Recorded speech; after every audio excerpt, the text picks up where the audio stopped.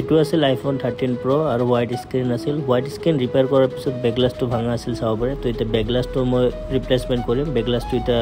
গুৰা এইবোৰ উঠাই আছো তাৰ পিছত উঠাৰ পিছত নতুনকৈ এটা বেকগ্লাছ ফিক্স কৰিম তো ফিক্স কৰাৰ পিছত চাব পাৰিব এতিয়া বেকগ্লাছখন নতুন হৈ যাব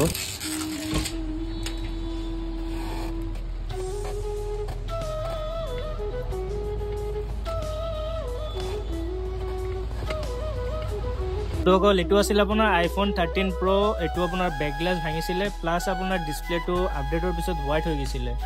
আৰু আপোনাৰ ক্যামেৰা মানে পৰি যোৱাৰ পিছত মানে ক্যামেৰাটো প্ৰবলেম দিছিলে তো দাদা আছে তো দাদা কেনেকুৱা পাইছে আপুনি এটো বহুত ভাল পাইছো আপোনাৰ ইয়াত দাদা এইখিনি মানে দোকানত এইখিনি বহুত ভাল লাগিছে আৰু এটো ডিসপ্লেটো হোৱাইট হৈ গৈছিল মানে আৰু বেক প্যানেলটো লগাই দিছে এটো বেয়া হৈছিল মানে সব ক্যামেৰা ভিতৰৰ পৰা মানে সব বেয়া হৈছিল ভাল লাগিছে এটো আপোনাৰ সন্মুখত কাম কৰিছো না লাইভ মোৰ একদম সন্মুখত মানে মোৰ ফোনতে মানে লাইভ দেখাই কিনে কৰিছে ঠিক আছে তো অসমৰ ৰাইজক কি ক'বা তুমি এবাৰ আহিছো ইয়াতে আপোনালোকে গম পাব ট্ৰাষ্ট কৰিব পাৰে ন ট্ৰাষ্ট কৰিব পাৰে ৱাৰেণ্টি আছে ঠিক আছে দাদা